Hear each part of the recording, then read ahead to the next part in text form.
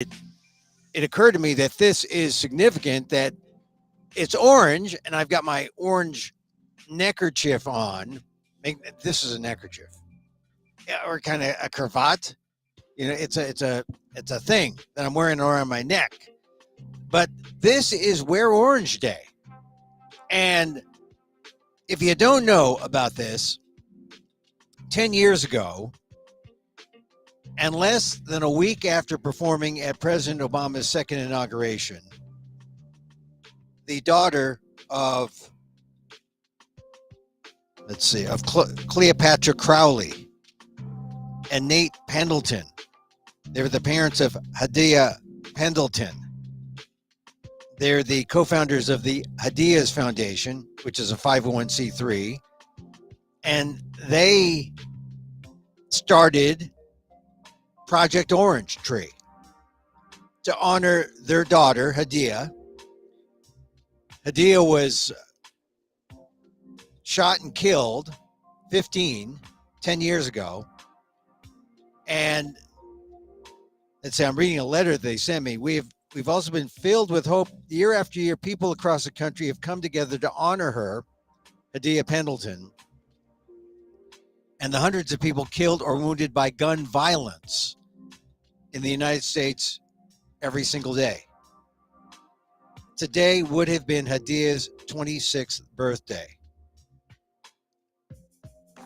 June 2nd, 2023 would have been 26th birthday. Now it's the 9th annual National Gun Violence Awareness Day and the beginning of Wear Orange Weekend.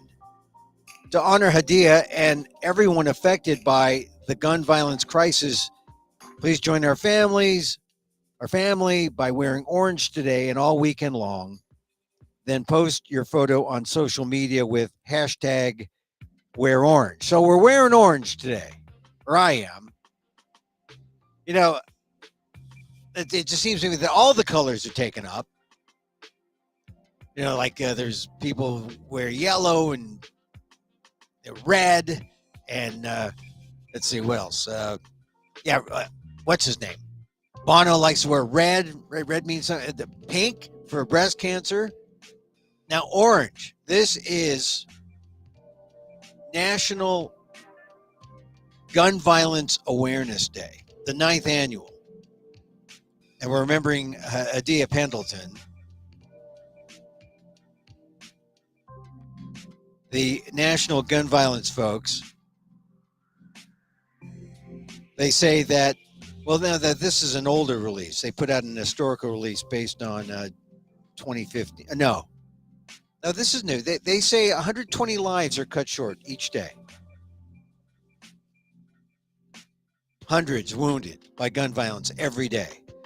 So we wear this hashtag Wear Orange. If you want to donate, go to Everytown for Gun Safety, the support fund, or go to the Hadia Pendleton, the Hadia's Foundation, HADIYA, Hadia's Foundation, a 501c3. Least we could do. You know my story about my cousin Stefan, who was gunned down when he was just 27, went to the wrong apartment. He was night in the town, came back, a little inebriated, went to his right apartment building, got off. He lived on the 5th floor, got off on the 3rd, went to the wrong apartment. He knocked on the door because he thought he was going into his apartment, where he lived with his family, and then he must have been let in. And as soon as he was let in, the person on the other side shot him dead, 22 caliber. And that was pretty bad, right? But what was worse, I think, is that the guy who shot him, a retired security guard, turned himself in, but he knew the law. They could only hold him for 3 days. Then they let him go. Family argued in the media, what's wrong? Convict this man of something, manslaughter, something. But they wouldn't challenge the law in California, which says if someone comes through is an intruder, you have a right to shoot to kill. Just another twist in all the gun violence statistics. There's stories behind every one, some more mundane than others, some real, well, they're all tragic. I mean, sometimes it's an accident, sometimes it's an argument of some sort, and sometimes it's you go into the wrong apartment and the person on the other side in California has the right to shoot to kill if they feel an intruder's coming and threatening them. All avoidable, didn't have to happen. You know, I always said, what if the guy just said, hey, are you in the right place?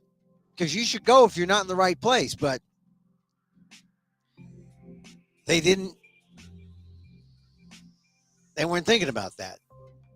I mean, maybe you wouldn't either if you felt threatened.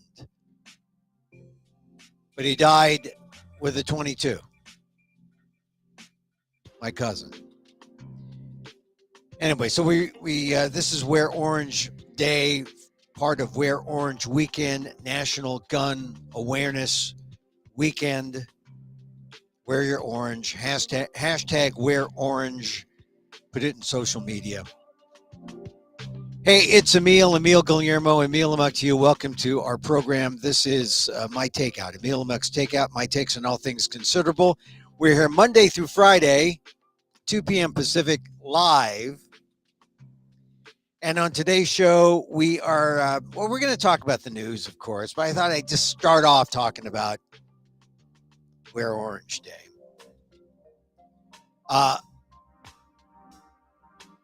Professor Daniel Gonzales will be joining us momentarily. We'll talk about the debt ceiling. We'll talk about Pride. It's Pride Month, right? And there's this new homophobia that's come back in America. We'll talk about that. We'll talk about, well, let's bring him on. Professor Daniel Gonzales, College of Ethnic Studies, San Francisco State University, Asian American Studies. Welcome to the program, Dan. Let me get you. I got to. There you are. Good afternoon. So, Dan, how are you? I'm good. I got my orange on. Yeah, you got your. Yeah, you know, it's important to have orange on today. And it I know if you're from San Francisco, people think, oh, you guys are for the Giants. And, you know, it wouldn't be a bad thing to be for the Giants because they've gotten better in the last. They've had a winning record the last 20 games. Yeah, and that's actually good because maybe yes, it is good. Get into the summer. It is good. It gives us reason to, besides garlic fries, to go to the game. Oh, I haven't been to the stadium in now. Well, you know, since the pandemic, I haven't been. Right. And so it's probably been about 4 years since I've been to a baseball game. I mean, because I just watch them on big screen TV because it's the only thing that can, contain the egos of all the sports people. Yeah, then you don't have to bring your pad to be able to see the strike zone when you're in the stands. Well, I love to go to games. I used to have season tickets for a while, and then I realized, when they weren't winning, I guess that makes me a fair weather fan. But I'm now sort of back on the bandwagon because they've brought up young guys and they're starting to win again. So we'll see. Ask me in July or August. And we'll see how they are. Yeah, while we're talking about sports, the NBA finals finally happened, and the Nuggets. The Nuggets did it. I was rooting for the Miami Heat because it's a Filipino team. We still are. Yeah, with Eric Spoelstra. I'm still rooting for, but he's a good coach, but you got to get the ball in the basket. And they've been missing a lot. They've been missing a lot. Well, for like the last 3 games, games of the previous semis. Yeah, the thing about the Heat, the Miami Heat, is that they don't give up. They're persistent, but they're all. their success depends on whether or not Jimmy Butler, the one true superstar on the team, has a good game or not. And Yep. Yep. he's like hot and cold. He's, you know, they should have won. They should have finished off the Celtics sooner than they did. They took it to 7. They almost lost that, but they came back. You know, they're a team of comebacks. And then, when Jimmy Butler has a good game, they're good. When he doesn't, then all his cast of also-rans have to do well. And they truly are a cast of also-rans. So, they weren't doing well yesterday. Gene Well, Vincent. Adebayo did better than he did in the last 2 games of the semis. Yeah, Adebayo's But expected. Murray wasn't there. Yeah. Well, so look, if you're not a basketball fan, I guess you got two days of no basketball because now there's two games different. I hope that Jimmy Butler does come back and just they need to even up the series because if they go down 2-0, it's going to be tough for the Heat. I'd like to see the Heat come back. I'm rooting for the underdog. I'm rooting for Eric Spoelstra, Filipino coach. Listen. It's kind of bigs versus smalls too, because they were. You see how small the Heat was. Anyway, all right. Look, and the Nuggets got a good defense too. They win with defense, and they got the tall guys to do it. They're blocking. Yeah, they don't steal as much as the Heat can. Yeah, but here's the thing about Djokovic. He's just a big guy, and they kind of let Adebayo on the Heat do whatever he wanted because he was the only one who was doing anything, and the rest of the guys were just sort of like wandering around, heaving up 3-pointers that missed. So I just beg to differ a little bit on the effectiveness of the Jokic defense because he was just a tall guy in the middle. I think if he played defense, maybe the Heat wouldn't have scored anything because Adebayo wouldn't have scored 25. He wouldn't have put up as many points and as many shots as he did. Anyway, look, let's see what happens. One game is done. Yeah, they play not today. I think they play Sunday. They play Sunday. So, anyway. All right. So there's the Heat. We put in our obligatory basketball reference. But the other, here's the thing about basketball. Basketball got in the way of the big Asian American sport, which is the spelling bee. I mean, you got Asian American.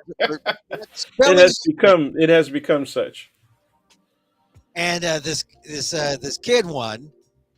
Dev, forget his name. Dev something from Florida.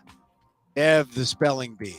If you're going to go that route, you're going to have to say it's really a South Asian contact sport. Well, yeah, it is. All right.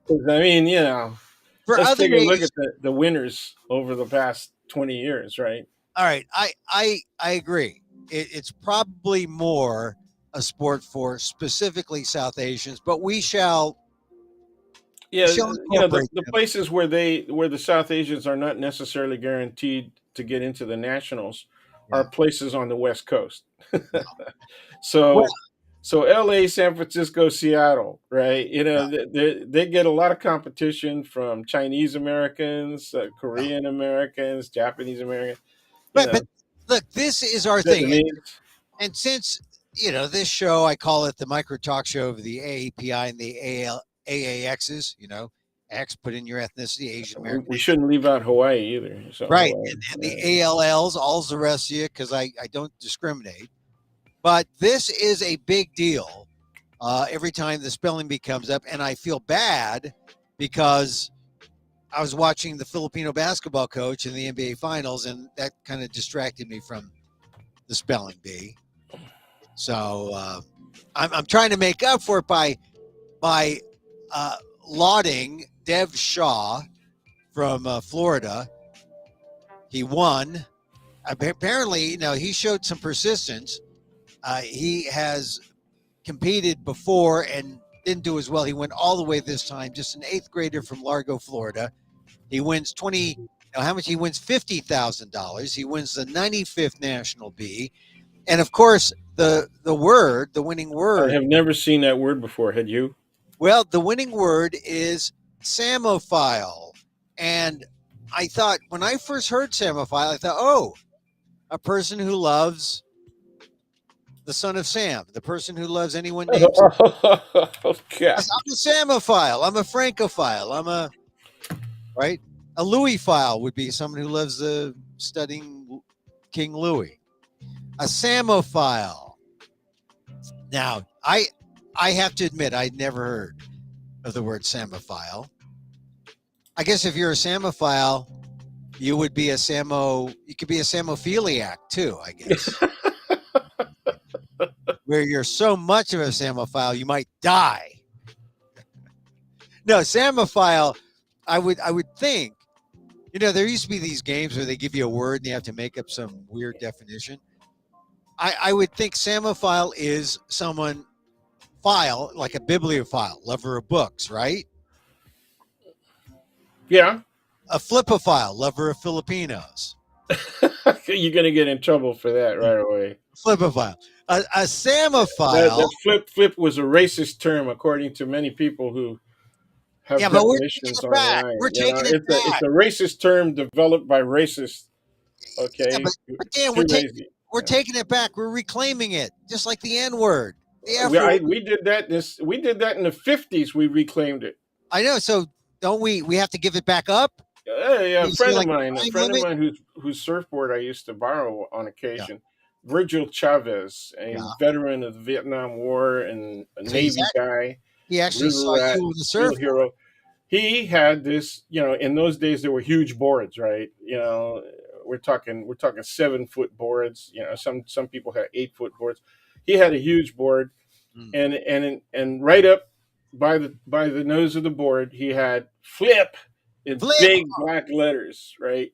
and then And so when you planted your board in the sand to uh, upright as we did on those days, you could uh, see that thing like a poster sign, right? It was saying flip on it. And flip, yeah.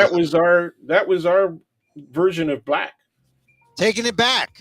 You're Taking it back, and yeah. we still use it. Well, Generationally, at least people of my generation still use it. I think that yeah. I've only heard flip mentioned. I know historically it's been a negative, but I know I've only heard flip Yeah, but spoken loving. you've seen this stuff online where they say that was developed by racists, and then they blame it on the Navy and everything else, Yeah. and Well, the other racist terms were really much more obvious, and in like reference monkey, to Filipinos. like monkey.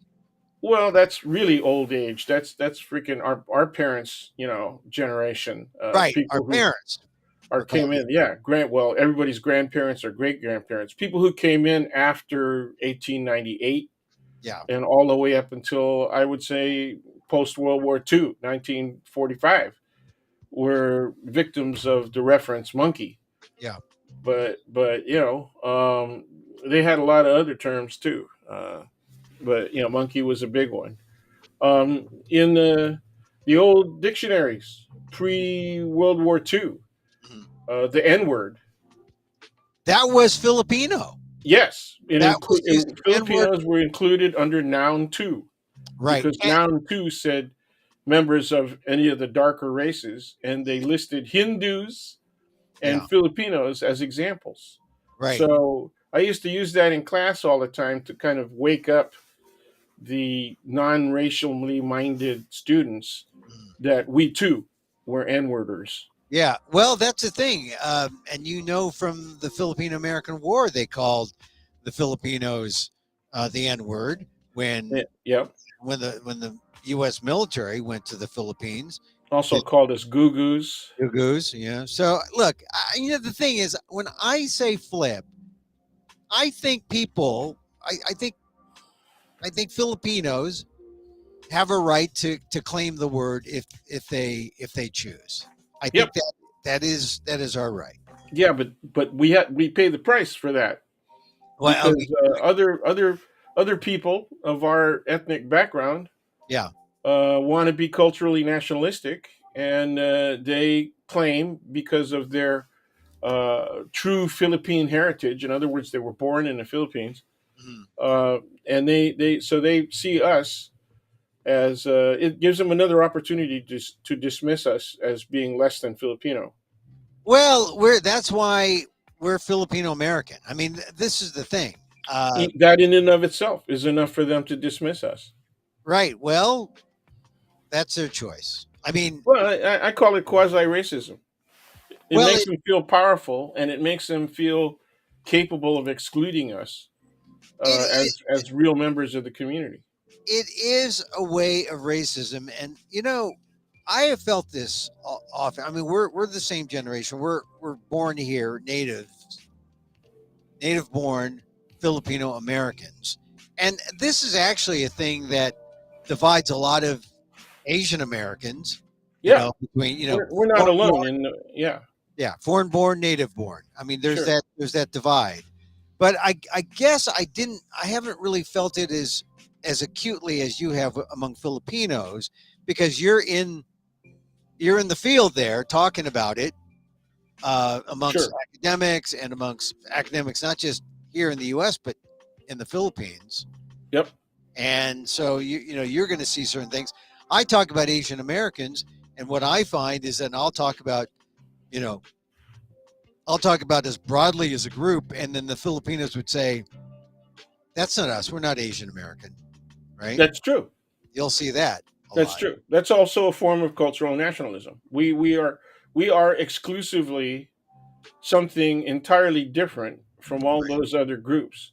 So They don't this even identify with Asian. right.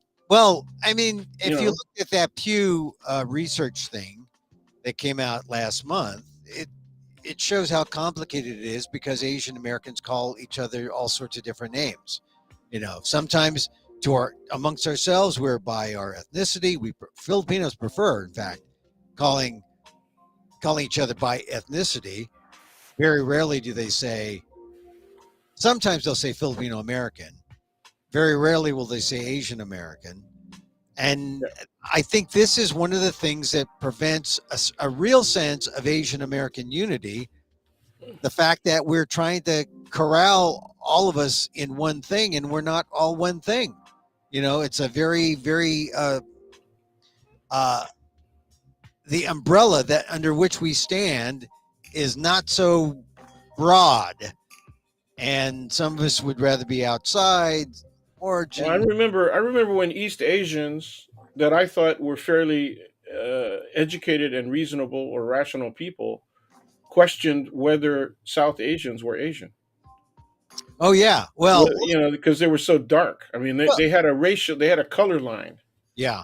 Well, even as I talk about this kid, Dev Shaw, the eighth grader who correctly spelled psammophile and won 50,000 in the 95th National Spelling Bee, you pointed out that, yeah, he's South Asian. I saw him broadly as Asian American, but how many people would say, oh, well, they're all South Asians? I mean, that's what they'd say, right? Right. And, and, and some people would when they talk about Asian Americans, they'll say, "Oh, Asian Americans, Chinese are number one. Indians have supplanted Filipinos as number two, and then come the Filipinos. Of course, like it's based on whoever is doing the writing or whoever is establishing the narrative, and then it's open to debate, and people can say, "Oh, that's not right," or "That's right," or and then you can then there's the debate. So When the term Asian American, which is credited to a couple of people who were still graduate students at Berkeley in the late '60s, uh, when the term was developed, the most populous Asian American group was Japanese Americans, right, and right, who also had the lowest immigration profile. right, Okay, so the changes came when the Chinese and Filipinos, after the Immigration Reform Act of 1965, Right. Right. started to come in, and it took about a year and a half, 2 years for the first wave of people who qualified under the new rules, right, Mm. came in. But the new rules were that 20,000 people per source nation could apply to come to Right. the United States Yeah. per 65. year. Per Yes. year. 65 was, it created Asian America as we know it, but Yes. also flavored it Chinese and Filipino. Yeah, absolutely. Because we And, were the two biggest groups yeah. for 30 years. Yeah. For a Ultimately, 30-year period. and you could see if you look at the chart, the graph, Chinese have maintained their standing. Filipinos have dropped down a bit because, you know, their visa backlogs. It's sort of maintained, but we've been overrun by the Chinese numbers, and then the Indian numbers have gone up mostly because of, I imagine the H-1B visas and that kind of thing. Yeah. And there's Even more. though those were lottery for a while. Yeah, and Filipinos have kind of stayed the same, and our birth rates haven't gone up surprisingly for Catholics. So You this mean, are you intimating that maybe not all Filipinos are are following the faith and the no, prohibitions no, no. against I'm just saying prohibitions, not only against abortion, but prohibitions against wrapping it, right, birth control. you know? Right. No, I'm just saying that it's surprising that our numbers aren't higher because we're Catholic. I don't know what Well, that. they're doing birth control, and we all know that rhythm method didn't work. I mean, yeah, Oh, that would have exploded our numbers. that's right. Could have That's what used. it did to a lot of European Yeah. Catholics. Well, speaking of birth rates. Oh well, we'll talk about that later. I want to finish up on Dev Shaw, the spelling bee champ. Psammophile, I'm still claiming him as one of an us, Asian. as Asian, and I used to follow every year. I'd follow the spelling bee. If you go to my columns on the ALDEF blog, aaldef.org/blog, and just put down Emil spelling bee. I've written about it usually once a year. This is one of the first years that I just haven't gotten wrapped up into it, and mostly because of the NBA finals, and also because I it's not as big a deal as it once was. I don't know. Do you think that, okay, first question. Do you Yeah. think that may be because Asians keep winning the damn thing? No, that has something to do with, I think. However, uh, there are times when if there's nothing going on, man, ESPN used to pump it up. They used to, This is true. This is televise it. true. And when you don't hear them I don't even know where it was on television yesterday. I mean, I didn't see the promos, and so only I don't know. I must have seen a story about it, just prior. Yeah. But I know when there was a time when we were so invisible, we would embrace the spelling bee and say, "Oh my God, we're the champs." And I guess this shows how we have kind of matured, or we have. Well, we've been noticed. Yeah, yeah, we're spellers. We've I been noticed, and we've been noticed in both a good and a bad way, right? It's like the generic reference to Filipino, to not just Filipinos, but to Asians generally as hardworking. Yeah. Oh Okay, yeah. Oh, they're nose of the customer. that is a blessing and a curse. Yeah. Well, And so winning the spelling bee, has elements of negative attitude formation. I picked up some tips. For example, they spell by writing on their hands, This is true. and that's kind of cool because you start to visualize the But words. there's a lot of cultural things Yeah. in South Asian cultures Yeah. that are clearly aids to learning Oh and yeah. to memorization. They have that counting thing that's almost like using your fingers as Oh abacus, yeah. Right. Right. and that's unbelievable. Yeah. I learned how to add. That's all I learned, but but it was unbelievable. Yeah. Oh, yeah. I think the way it's like using the air around you as a keyboard as you count using your fingers. And you're a keyboardist, I know. All right. So look, Dev Shaw, congratulations. He spelled Samophile. And yes, if you've And never, he's upholding an ethnic and racial tradition. oh, yeah, yeah. A tradition, it's tradition when it's good. It's a stereotype when it's bad. Well, it's a tradition when we wear it as an element, as an indication of our power. Yeah. Well, Traditions are evidence of power. God, they could have waited or they could have moved it up to, you know, the last day of Asian American Pacific Heritage. Right, right, right. You know, The A- timing would have been great, AHPI. right? It That would would have have been been, too. It would have been too obvious too. Everybody would have said, "See, it's rigged. yeah, It's rigged." yeah, just like that American Idol guy. No, but I, all right. So let me just say that a Samophile isn't someone who likes the Son of Sam and Sam Lore, Sam I Am, Green Eggs and Ham. No, Samophile is a a bush, a tree. It actually is a tree that grows in South Asia. So kind of. And what does it grow in? Oh, it grows in sand. There you Grows go. in sand. So, There you so go. then So why isn't it a sandophile it instead of would, a? because the origin of the word is not Germanic Yeah, or in and then English, and it is it's a psamophile, yeah, that's just like right. a just Which like right a away gives it away as having Greek origins, and or biblical like a psalm.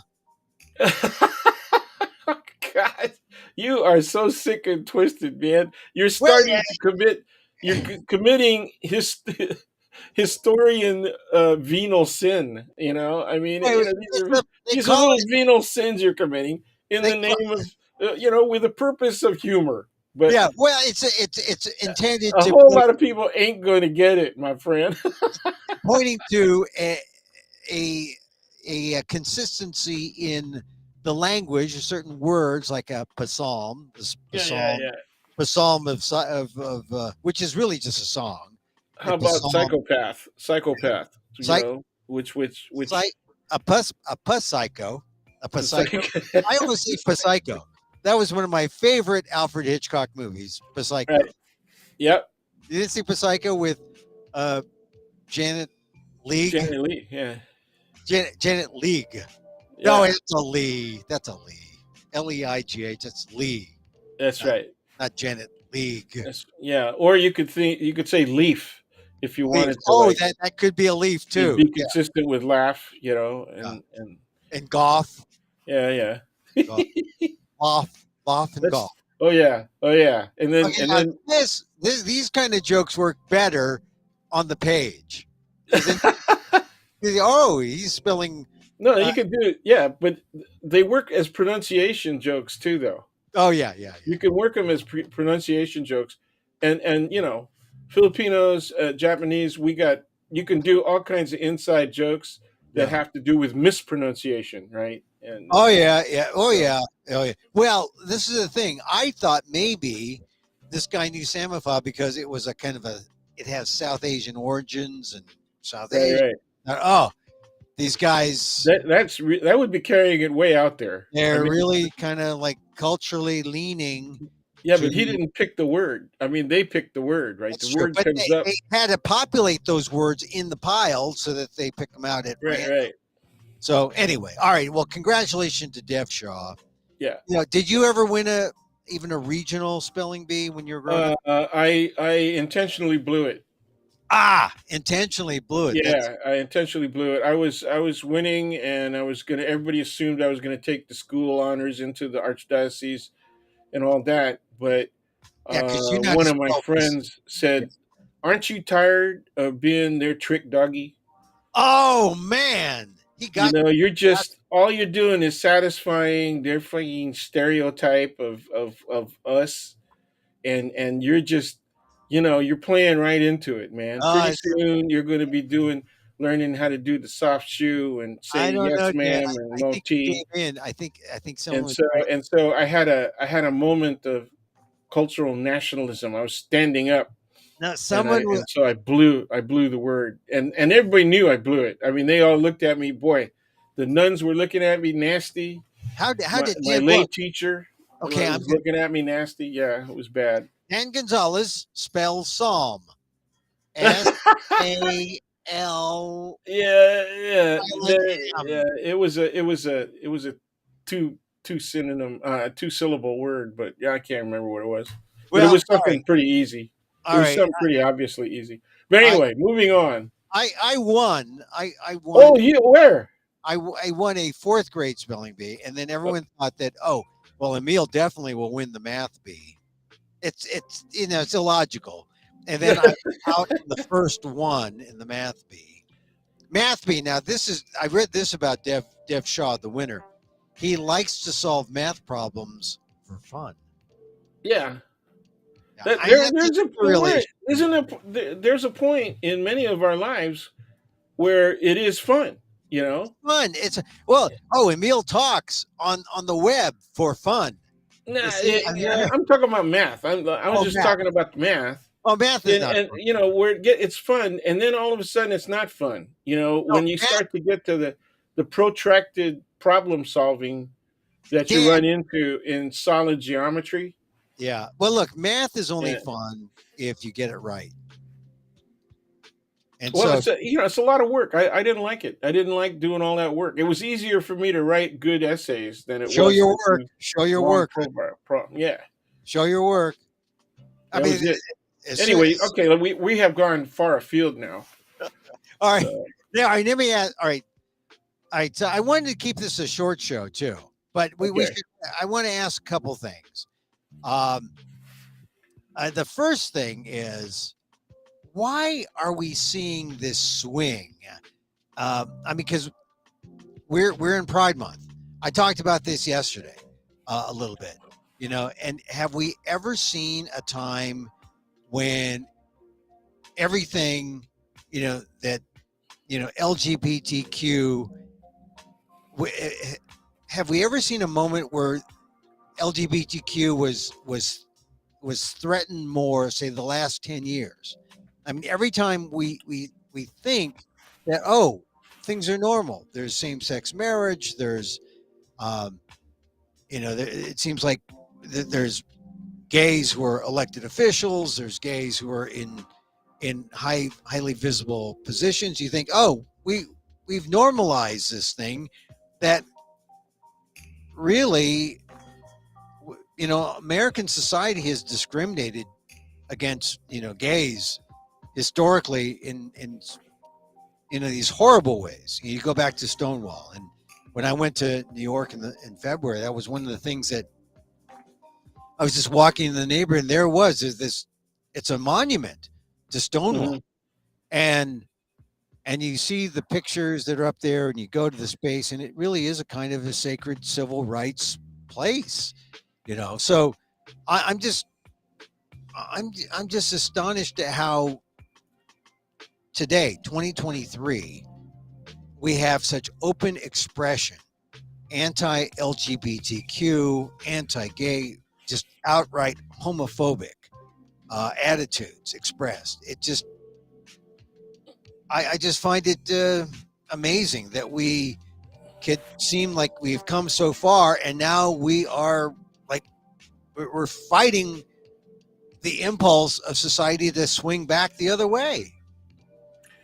Yeah, I think that's possible that there is a reversal of the trend. I really doubt it. It's one of those situations where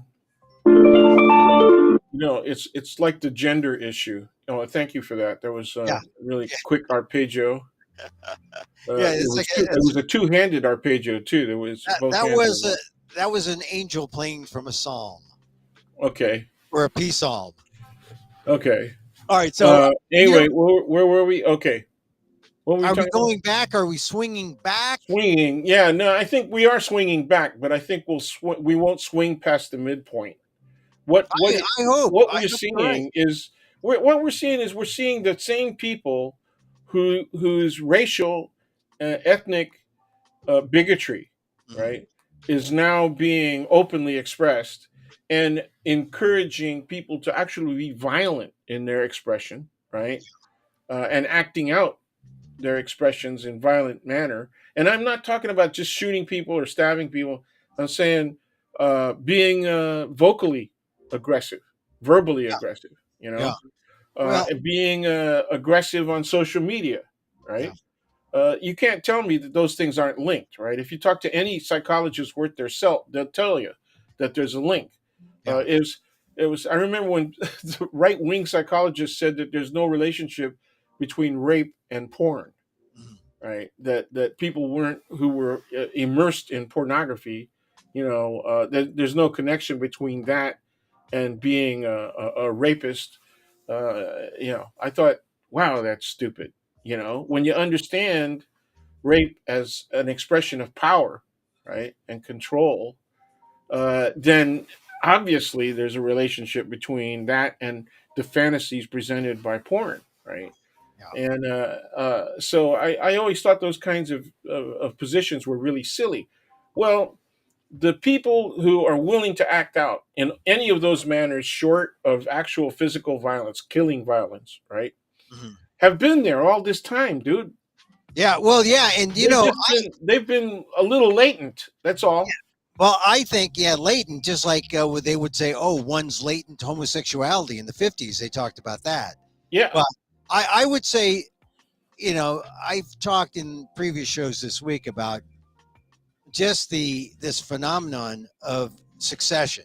I did not see succession until last Sunday. I mean, I managed to avoid it because I didn't have the patience, didn't have the inclination to want to see it. Everyone started talking about it, and when I saw it, it dawned on me why Succession is so popular, and it's because There's people, parallels. people are just willing to say what they ordinarily would not have said, because good behavior, you don't say those things in civil society, but what's civil about business these days? What's civil about politics these days?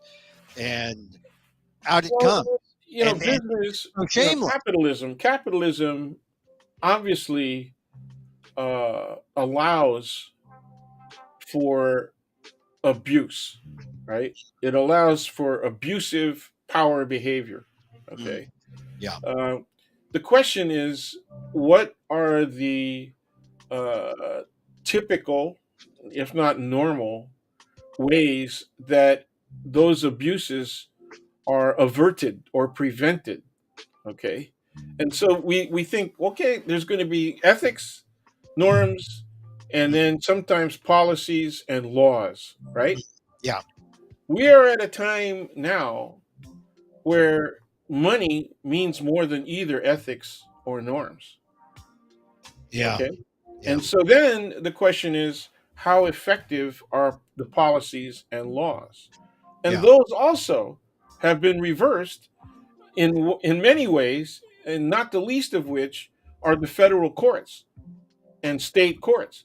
The court systems have become so warped, okay, because of recent appointments, because of state legislatures that have used gerrymandering to have nearly absolute control of the legislative process mhm, and the appointment process of judges at the local level, at the regional level, right? At the yeah, federal circuit court level, everywhere.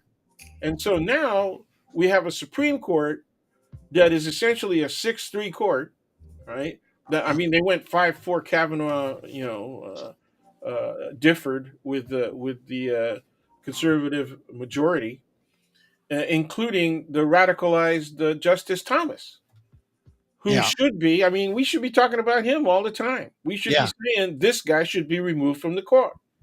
Yeah, it's not. It doesn't help when the guy who was seen to be the moral light of the court is not the moral light. Judge Roberts is almost as bad as Thomas. Yeah, I would say no. I would say he's, uh, Alito is obviously pretty bad too, right? Yeah, Alito's bad, but Thomas, or rather Roberts, was seen as maybe the swing vote, maybe the Yeah, guy that's right. That's who right. would be, In that sense, yeah, he's really problematic because he's not swinging. yeah, he's not swinging. He's not swinging He's our not way. swinging, man. Yeah. Well, all right. So I just think that I think Succession, to me, when I saw that, and I see how, they're saying like as many as 50 million people might have watched Succession, Yeah, sure. and that's lower than Who Shot Jr. Who Shot Jr. was like 80 to 90 million. And it shows you where, yeah, it shows you how all this stuff developed, right? Yeah, and also it shows you how in the media, when it was just three networks and everyone had to watch the same things. Who Shot Jr. Boy, everyone can remember that. But in our split up world of Fragmented. fragmented media, it still gets 50 million. Yeah.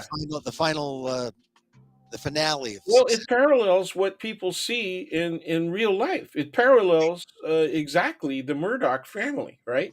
Right. And the Murdochs, they really, and the Trumps, they're, you see all the politics, and you say, Well, oh, the Murdochs at least have some level of intelligence. The uh, freaking Trumps, man, come on, well, come on. they had their own TV show. Okay, Yeah, they're not, they're not moronic.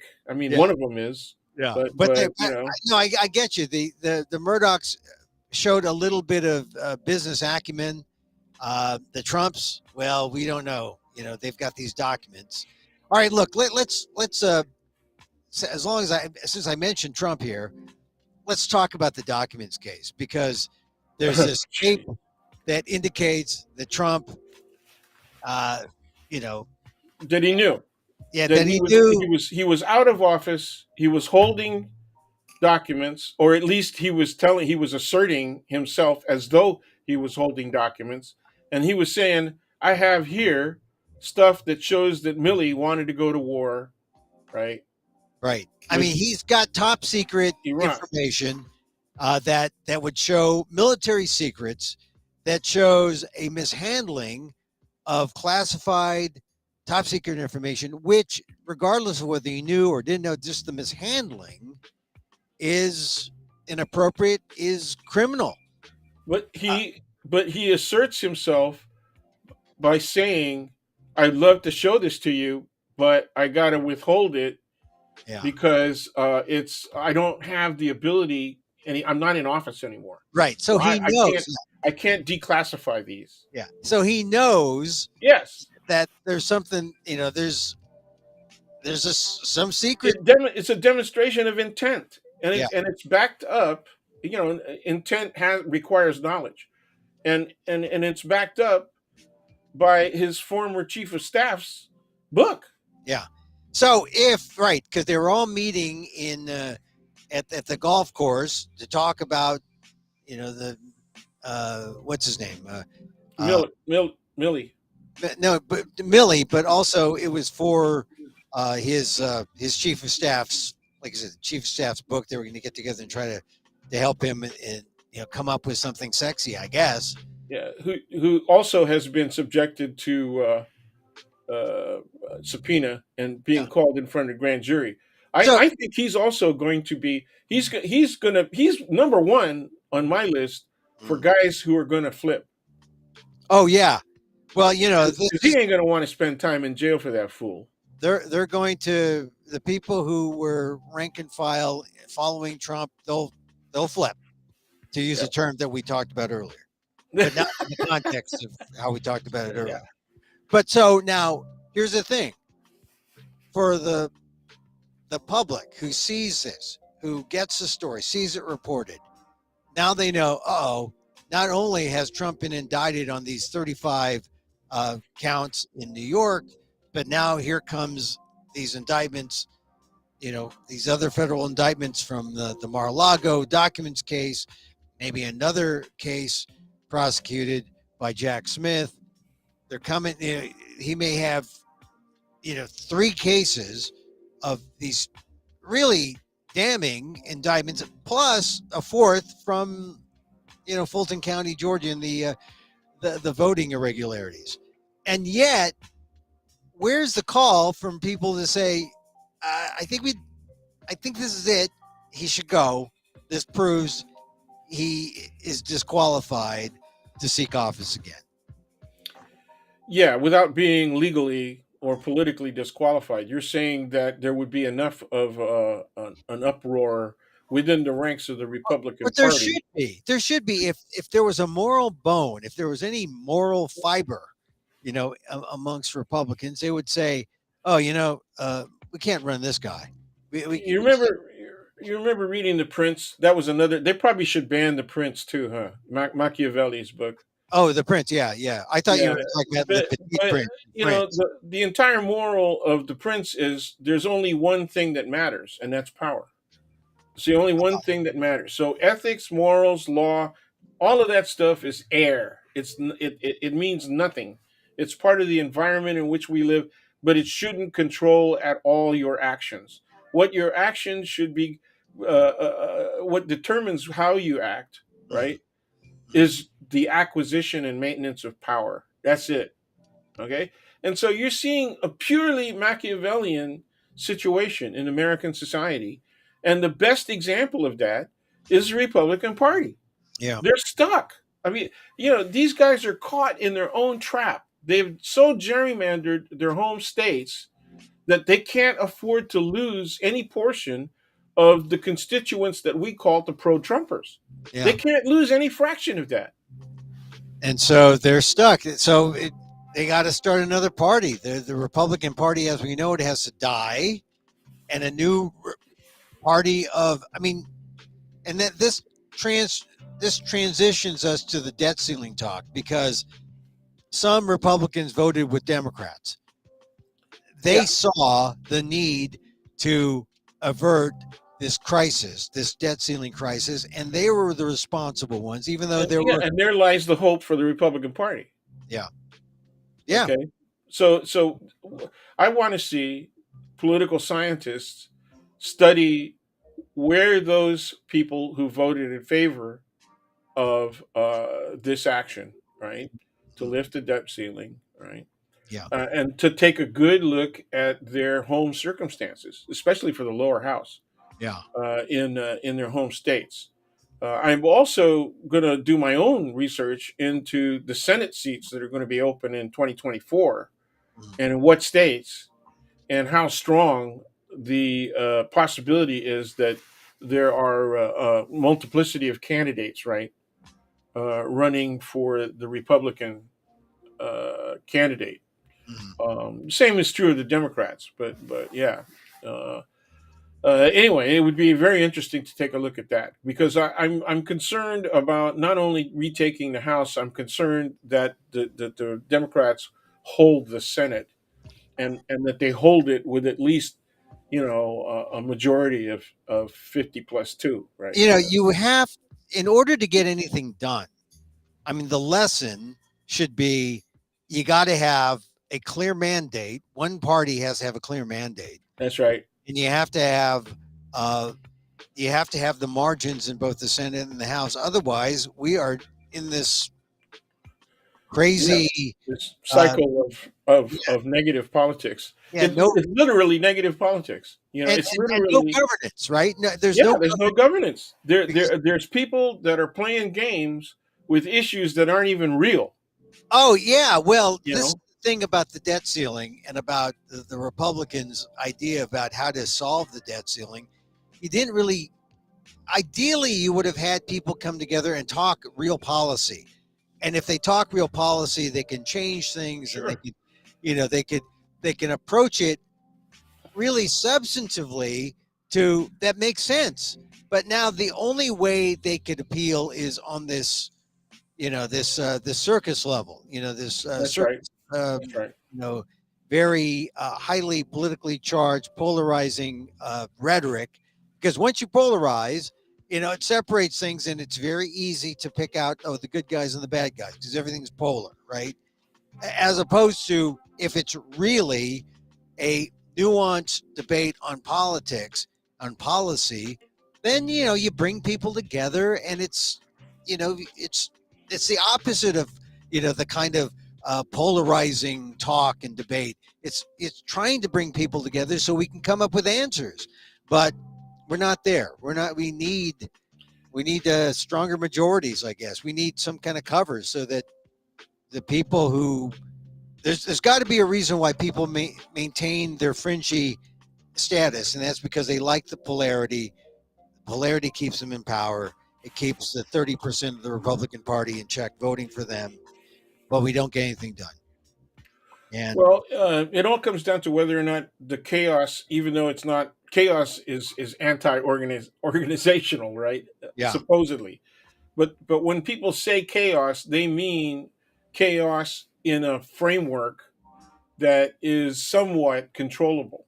All mhm, right, yeah, and the problem with that is when it's like firing a bullet, right? The right, bullet keeps going, you know, once it's been energized until it destroys something or it loses its energy and just drops to the ground. You know, gravity takes over. And what you have now is you have an explosion rather than firing a bullet. People are setting off bombs, you yeah, know, yeah, and generating these explosions that have very little social meaning, right? Even abortion, right? Very little social meaning, but it has great social effect yeah. because Well, because people assign meaning to it. Okay, and a lot of this stuff is rooted in religion, yeah, and so they have already violated one of the major contract elements of the Constitution, which is housed within the First Amendment. Right? separation, church and state, Yes, the Establishment Clause and the Free Exercise Clauses. Right? and this is the thing. If the Republicans were serious about a policy, same with the Democrats, they would be able to find a way to get at answers, but they're not. It's easier to throw bombs, as you say, easier to distract, easier to keep on this charade of government because that's what it is. That ultimately, that's what they're trying to do. They're trying to tear down any kind of trust in government, trust in our institutions, and it paves a way for some kind of authoritarian to come in and say, "Hey, I know the way. I know how it's done.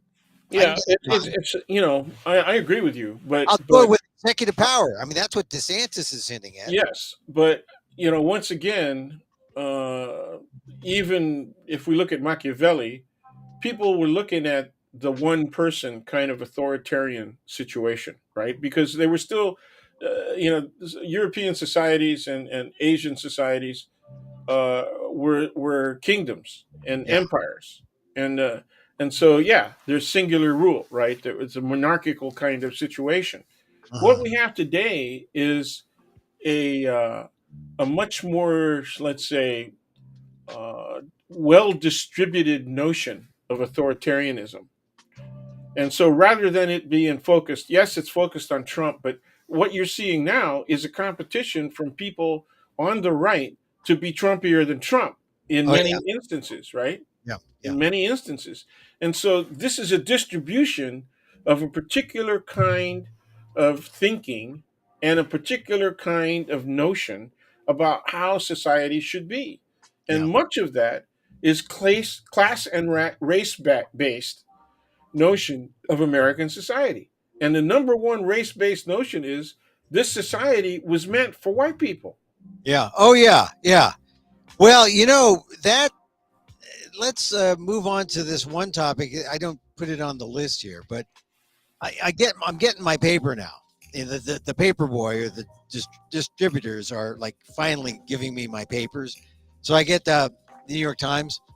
Interesting story uh, by in the Times by let's see if I get their names right. Jonathan Wiseman, I guess, and Trip Gabriel. Racism as narrative, not an issue for GOP candidates of color. I don't know if you saw that, but it talks about how GOP candidates like Tim Scott saying, "Hey, I've got my story. I have overcome race." He makes race his story, his narrative, but he doesn't fight for the equality of people as, in general, as policy. What a cop out, right? You have to, I mean, I mean, that that's the first thing up for me. Yeah. I mean, obviously, I have a bias, right? Right.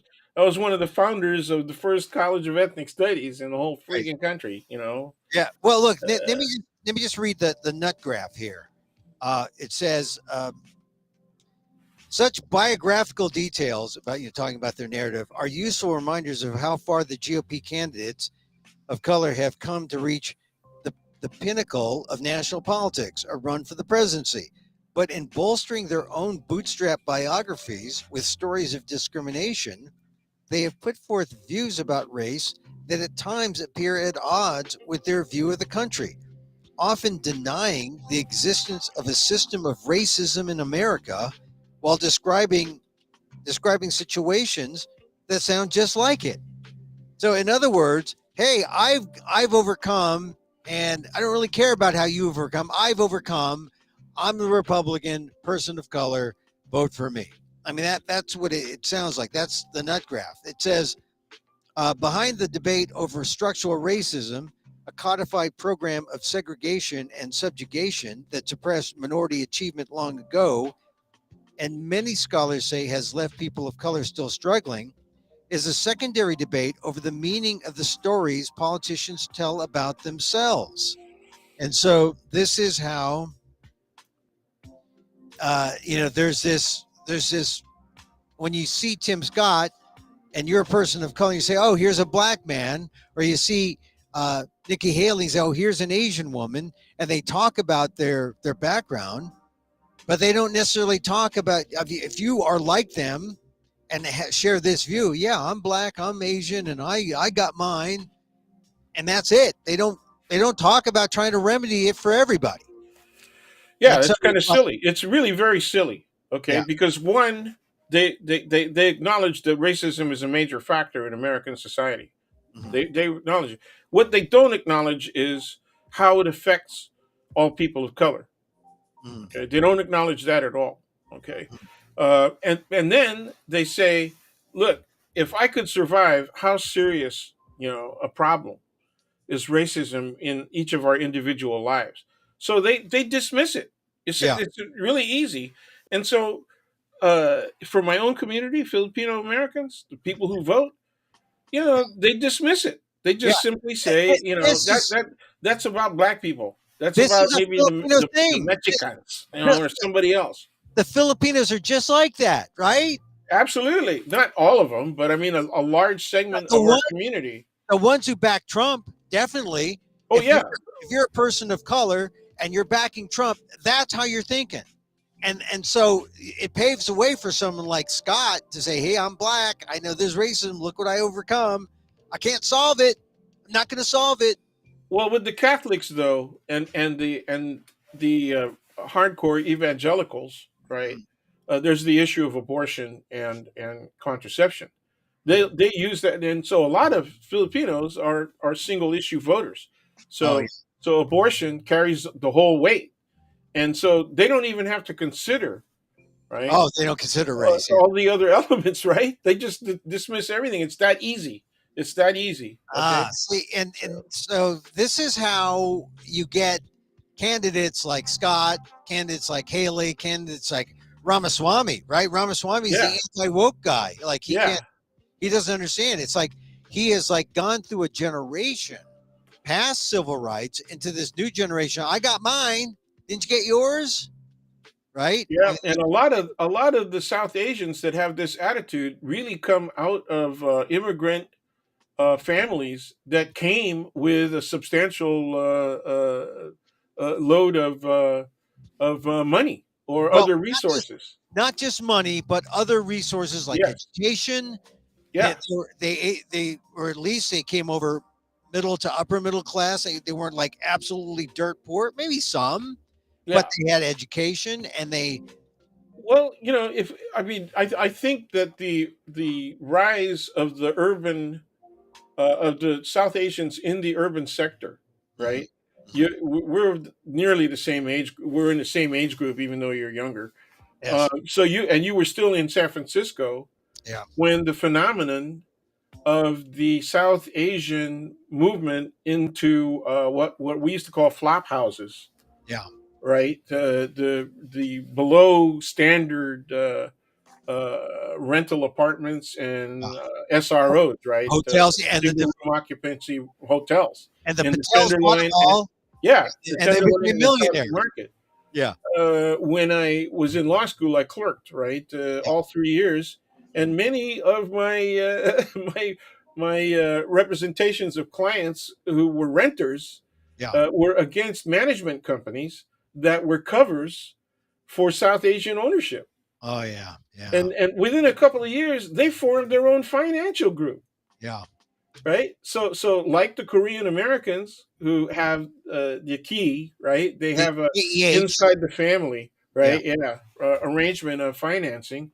yeah. They actually set up banks and Yeah. loan companies to Keep, be able to finance, and suddenly they were moving into the burbs. They moved from from the urban sector to, by the mid 70s, when I was getting ready to graduate from law school, they were out in the suburbs. I was starting yeah, to yeah, see connections, in the management companies across the board.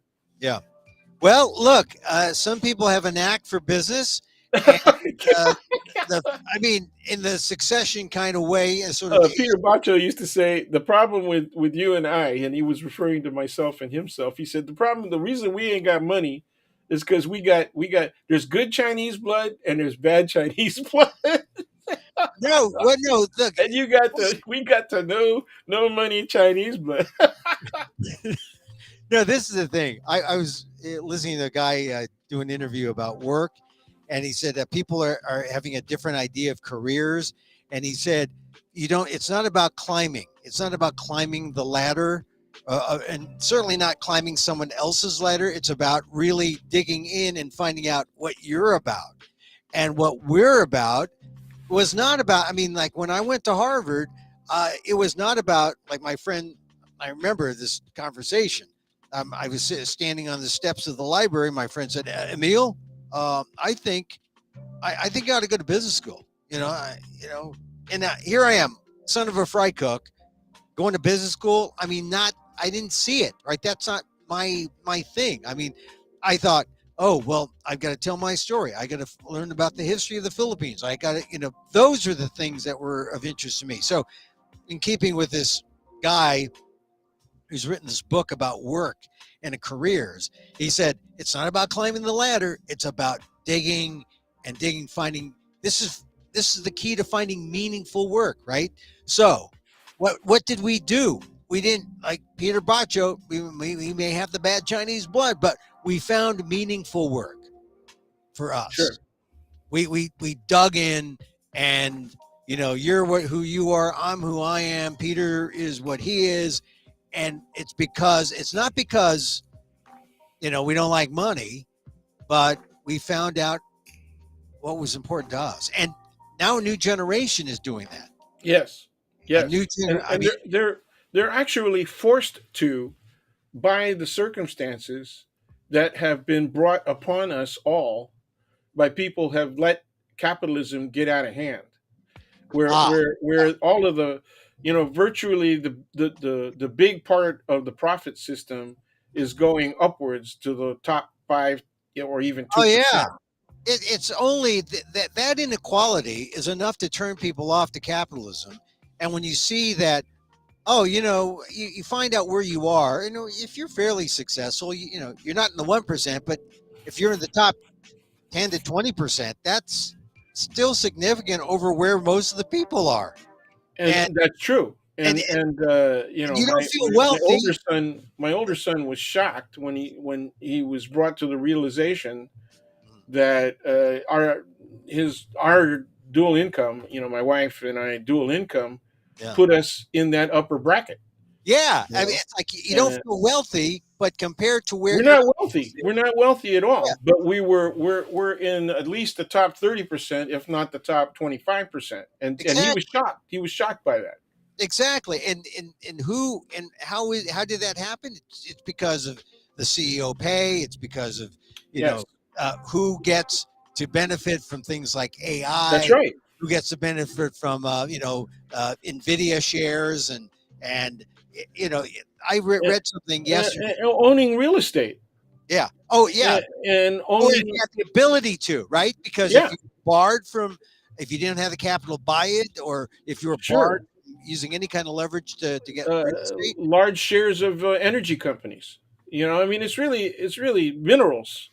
Yeah. It's really pretty easy. And then Yeah. and then you have also the warmongers, Yeah. Yeah. people who make money off of the military contracts. Yeah. And so if you're not of that ilk, if you're not of that family community, you're left out. You know, you're You you're know, you're, I you're the wage I'm slave. going to repeat something that I've said many times before. I raised this issue in my politics and law class. Mhm. I simply say, let's take a look at what the tax system does, and where we are in the system. And I proved the point very easily that over a period of about 60 to 70 years, Mhm. beginning with the mid 1950s, right, Yeah. the tax burden has been steadily moved over to the middle class Yeah.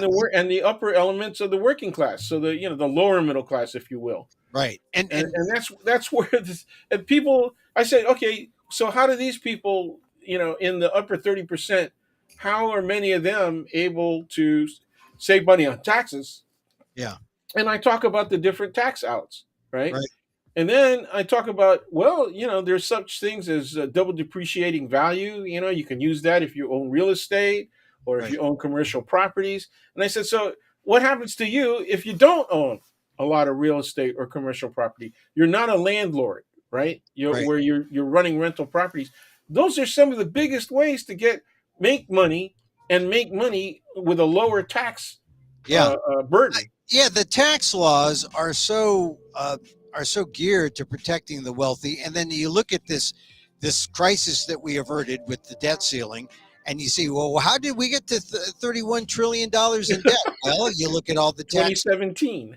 Yeah, you go back to all the tax cuts dating back to Bush, and Oh then yeah. you see the tax cuts. Well, Obama extended the tax cuts. Remember Yep. that? That was not that was a compromise. And then you see what happened in 2008. We bailed out the big corporations, not the little guy, and then you know you see what Biden did, and you say, wow, what Biden's trying to do. He's trying to at least make it a little fair. He always identifies as a capitalist, but he's at least trying to do something for the middle class. Thank goodness for that. But that's how the debt grew to 31 trillion, and you know, uh, Especially the 2017 yeah, so-called Tax Reform Act, right? yeah, that Trump got through, and there's nothing that trickles down, right? I mean, the idea that let them save in taxes, it'll trickle down to everyone else. No, the only thing that trickles down is the BS that comes out of their succession frames of mind down What to the trickles down? regular. Unfortunately, what trickles down is effluent. Yeah, effluent. The Yes, affluence effluent. effluence. Yeah, Yes. Yeah, the yeah. effluent of the That's affluent. not that is not as cool as psammophile, but it's close. Yeah, it is almost. Yeah. So, well, Dan, well, we covered a lot of ground today. We We just did, we did. We didn't cover enough pride. not enough, but we got a long time for pride because, as I pointed out yesterday, I got an email from Phil Ting, the assemblyman. And all these people in California politics, Asian Americans. They stay in a place and then they have to look for jobs because they're Term yeah, limits, right. Uh, Fiona Ma wants to run for lieutenant governor. I understand. right? I mean, and all these people, they're human, right? I've known Fiona for a long time. Also, Phil Ting. They're not like they're not. I mean, they've got some blemishes that they've overcome. People Right. still like them as leaders, but they've got a few blemishes in the news. Phil Ting and Fiona Ma. But I know, does Fiona have what it takes to be lieutenant governor? I mean, I can't even name them. I know the lieutenant governor has a Greek sounding name, but I don't Yeah. know. But so maybe it's a good gig. It's a place where where politicians can hang out until. I think Fiona is pretty cagey. She One of my former students, yeah. and she's still an advisee now. Oh, I think I know who you mean. We will talk about Works for Fiona, you know. yeah, So I think I've seen her. Yeah. I know. And the thing is, look, Fiona is she's a politician. I've known she's Fiona. gotten really good. You She's a know, her understanding of the political map, yeah. if we're to look at it like that, then is really good, and she has a very good political compass. Look, The I don't question is, does yeah. she have the backing? Well, I don't know of anyone who's you know, putting their name out there for lieutenant governor. And here's the thing about Fiona. She's up in the upper echelons of Democratic leadership that, it's like whatever you want, she might get, unless there's some people, like we have here with the race for the Senate, you Yeah, know, that's right. there's no one who's going to be the anointed one, it looks Yeah, like. well, it's a Although, racialized race. yeah. And we'll have to see what happens, if what Feinstein may do, because her health may turn and she may have to step down. So who knows? I just think that when I heard about Fiona wanting to be lieutenant governor, I thought, wow, once you're a politician, you just keep finding that open spot. Well, And they have to because of term limits. I yeah, think it was one of the biggest mistakes that the California voters made is was voting for that. And it's yeah. already gone through some changes, right? They extended the number of years that you can serve, right? You know, the total, I think you can serve a total of 12 years, which would be a combination of assembly time and if you're elected to the Senate, right? Well, I don't like term limits because it takes a while to get your groove so No that kidding. you can be effective. I mean, this is That is exact. I absolutely agree with that. That's exactly the argument that I had against term limits. yeah, I yeah. asked my students, okay, I want you to research who's got the power when somebody who's never served in that position before, Mm, right? They yeah. might have some other political experience on a local level, but now all of a sudden they're in the assembly, okay, and it's only a 2 year project, okay. Who has the power, okay? Hey, this is one of the reasons why you got to say Feinstein, hang in there, stay healthy, because you got tenure. Yeah, She's got tenure, that's she's right. got seniority, and that's power. That's right. You take seniority away as power, and then you can say, yeah, Feinstein, leave. We don't need you. But seniority is Yep. power in the Senate, and so I know this. Well, It's there's a move to put term limits in at the congressional level, yeah. Well, which would be grossly tragic. You yeah, know. it would be. I know, but this is what happens when we talk about these, these things. I mean, there's Well, no it's distrust, right? yeah, It's distrust. yeah. Now ageism has snuck in as an element of that distrust. Oh, sure. But why aren't people looking at freaking Grassley and folks like that? Oh, That yeah. could Other barely talk. yeah, Grassley. They're in Iowa. No one's talking about Grassley. Yep. But hey, look. Before we leave, one last thing. This is a story that broke, I think today or the other day. Sheng Tao, the mayor of Oakland, wants to charge people for sending their homeless to Oakland, so that if you are with the city and you send a busload of homeless people to Oakland, she wants to charge people. I don't know if that's necessarily an idea that will fly. I mean, there's a lot of things that people have done things like that, like the governor of Texas sending, or what's his name, DeSantis sent homeless people, right, from Florida to Massachusetts, and then a community can sue, and then government is liable. Is that a way to deal with homelessness? That to sue people or go after people, to charge people for For going to sending homeless people to yeah. First of all, you got to prove that they did that. yeah. So it's a proof issue. It is not a practical way of trying to control homelessness. It sounds good, but it doesn't. It's not really. Yeah. But it's. I wanted to bring it up because as much as I like San Francisco, but I spend as much time in Oakland in many ways, and I just I see things happening in Oakland that make me say, "Wow, what's wrong with Oakland here?" I mean, I was in Oakland Chinatown last weekend, which was fun because most people were gone. Most people were not, out and about on a Sunday. But um, I don't know. Homelessness is an issue. I saw some people on the street, made me feel bad. Um, it's all, and then of course you see more homeless people as you drive around. Under bridges, under overpasses, Well, everywhere. here in the city, if you want to go to any of the big live theaters, Mhm. like the Orpheum and the Golden Gate, right? Yeah, yeah, You're going to run right into homeless folks, yeah, and worse. yeah, You'll run into aggressive panhandlers and all the rest of that. yeah, So you really have to know your way around, and that has to get taken care of. The especially the aggressive folks.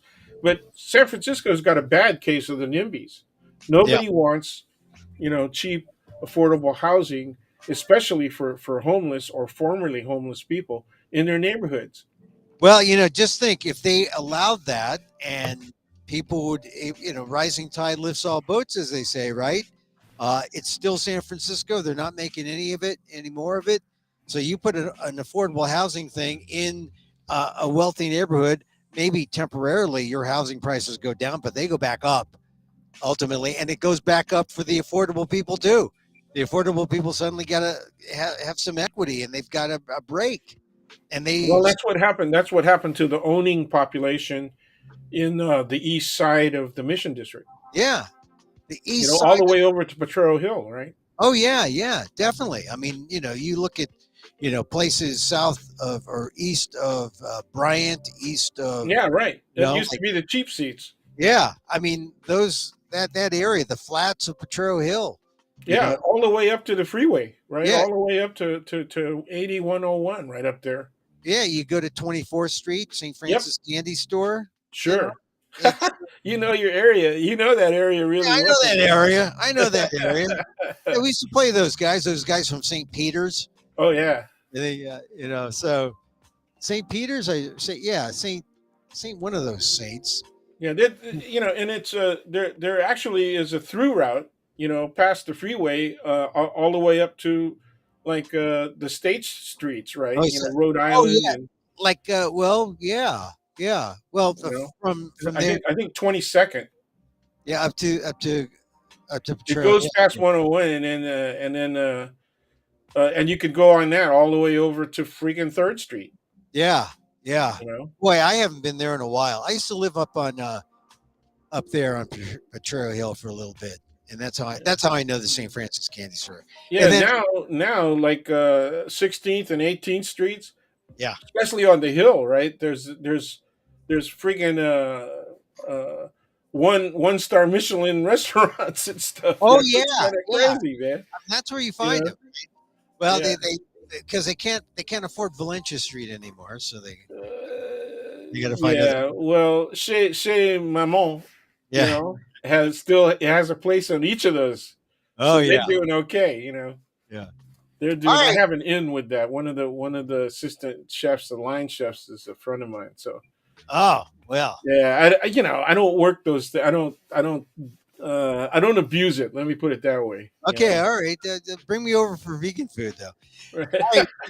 All Yeah, right. they don't do vegan, man. We're talking butter and duck fat. Yeah. Ah, okay. All right, Dan.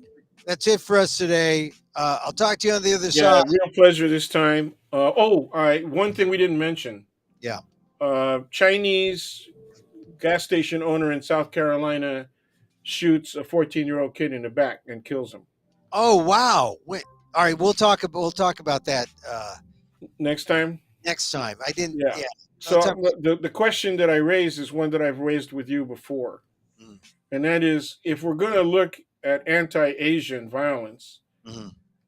shouldn't we also look at Asian racism against other people of color? Of course. Of course we should. Of course we should. And I this circumstance is an interesting one. If you look at the fact pattern, Mhm. it's an understandable action to an extent, but because they claimed that the kid had a gun, and supposedly there was a gun found near his body. Wow, I did not see. This is the thing about these instances. I did not see this case when you mentioned it to me. I still didn't see it on some of the in the news sources that I looked at. But this is look. Let's save this bigger conversation for next week. It is. We Not can gonna pick go this away. issue up. Yeah. Yeah, and we'll see. God, now you got me on a downer now, Dan. Thanks. Oh, I'm sorry. No. Well, It's just, we can think about vegan food, and I thought that the plan was when we go off, you'll come up with a suggestion for our getting together. But oh yeah, no, we're definitely gonna do that. But yeah. Oh well. It's I'm trying to find that story. But look, we'll talk about that story next week. well, the one that I was looking at that had pretty good detail and fairly current was CNN. It was on CNN. Oh, okay. Send that to me. Send. We'll talk. All Okay, right. All Dan. right. There he goes. Daniel Phil Gonzales, my friend, College of Ethics Studies, San Francisco State, Professor Emeritus. All right, Dan. We'll see you on the other side. There he goes, Dan Gonzales. Man, so another jam-packed show. We're here Monday through Friday, 2:00 Pacific, and on Fridays I invite my friend Dan, and we talk about things like this. And what happened to my thing? I usually have a thing here. Oh, there's my thing. Got to wear my orange. This is National Wear Orange Day. Hashtag Wear Orange because it's Gun Violence Awareness Day. That's why I got my little orange neckerchief. Check it out. Just Google Wear Orange Day. All right, back again next week. Yeah, of course, Monday. Yeah, go Heat. We mentioned the Heat. Go Giants, but that's not why we're wearing orange and black. All right. Emil Guillermo here. Catch us on Twitter at Emil Amok, on YouTube at Emil Amok1, on Facebook at fb.com/EmilGuillermo.media. Also, replays of the show are on amok.com. Like to meditate? I have discovered Kundalini. I'm doing the fists of anger. It's helped a little bit, but nothing like loving kindness. Oh, did you see that Apple's come out with new headphones? Apple's got new headphones. Facebook has a new virtual reality thing that they're selling now. I don't know. Just something I caught if you're an Apple user. All right. Loving kindness starts with you. Send it out. And it comes back. It does. It just does. It's uncanny. And so, as I wish for me, I wish for you. May you be safe. May you be happy. May you be healthy. And may you live with ease. Emil Guillermo here. Till next time. Mahal